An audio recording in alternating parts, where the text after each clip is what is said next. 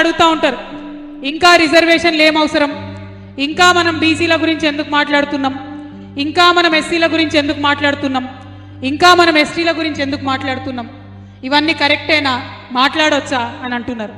నేను ఒక పేరు చెప్తా మీకు, టికారాం జుల్లి, రాజస్థాన్లో ఉన్నటువంటి Congress party leader of opposition ఈయన అసెంబ్లీలో.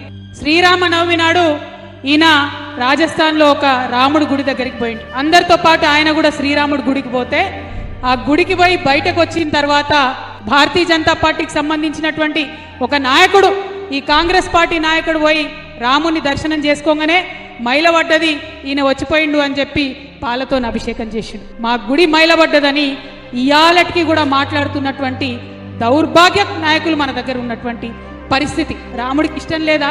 ఆ శబరిమాత ఎంగిలి కాదా, తినలేదా రాముడు? ఏ కులం శబరిది అడిగినరా ఎవరన్నా? ఆయన అడవిలో పోయినాడు, పడవ దాటించినటువంటి గుహుడిది ఏ కులం అడిగినరా ఎవరన్నా? ఆయన కోసం సీతమ్మని తేవడానికి పోయినటువంటి ఆంజనేయుడు ఆయన ఎక్కడివాడు, గిరిపుత్రుడు కాదా? మరి ఇవన్నీ కూడా మనం ఆలోచన చేసుకోవద్దా? ఎందుకు ఈ మాట నేను మాట్లాడుతున్నా అంటే ఒక ఆవేదనతో, ఒక బాధతో మాట్లాడుతున్నా. బాన్స్వాడలో ఒక షాప్ ఉన్నది, ఇప్పటికి ఉన్నది. అక్కడికి ఎవరన్నా బీసీలో ఎస్సీలో పోయి ఛాయ్ తాగితే వేరే కప్పులు ఇస్తారు. బీసీలో ఎస్సీలో పోయి ఛాయ్ తాగితే ఛాయ్ తాగినావు, పైసలు ఇచ్చినావు కరెక్టే, కానీ నీ కప్పు నువ్వు గడిగాడ పెట్టిపో అని చెప్పేటటువంటి పరిస్థితి ఇప్పటికి కూడా ఉన్నది. ఒక 15 ఏళ్ల కిందటి మాట చెప్తున్నా, మహబూబ్ నగర్లో ఒక గుడి ఉన్నది, పేర్లు చెప్ప నేను. ఆ గుడి బయట అంటే గుడి లోపల దేవుణ్ణి దర్శించుకోవడం అన్నది అసాధ్యం బీసీ ఎస్సీలకు, కానీ గుడి బయట ప్రహారీ గోడ లోపల ఒక చిన్న రాయి పెట్టిరు.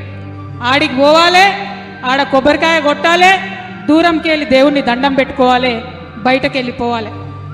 పాపం ఆనాడు అక్కడ ఉన్న ఎమ్మెల్యే గారు, ఒక రెడ్డి గారు, ఆయన అరే ఇట్లా అన్యాయం జరుగుతుంది, నేను సహపంక్తి భోజనం పెడతా అని చెప్పి ఆయన సహపంక్తి భోజనం పెట్టి మనందరం సమానమని ఒక మంచి మెసేజ్ ఆయన ఇచ్చిండు.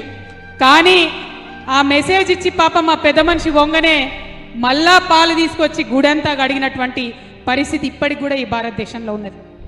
ఒక ఎస్సీ ఎస్టీలకే కాదు, బీసీలకు కూడా అనేక సందర్భాలలో అనేకమైన అవమానాలు ఇప్పటికీ జరుగుతున్నటువంటి పరిస్థితి ఈ భారతదేశంలో ఉన్నది. ఇక కొంతమంది పండ్లికి ఇచ్చుకుంటా ఏం అవసరం రిజర్వేషన్లు, ఎందుకోసం మాట్లాడాలి బీసీల కోసము, ఎందుకోసం మీరు ధర్నాలు చేస్తున్నారు, మీకేమొస్తుంది ధర్నాలు చేస్తే అని అంటే ఏమొస్తుందంటే ఆవేశం వస్తుంది, ఆవేదన వస్తుంది, గుండెలల్లోంచి తన్నుకొని వస్తున్నది.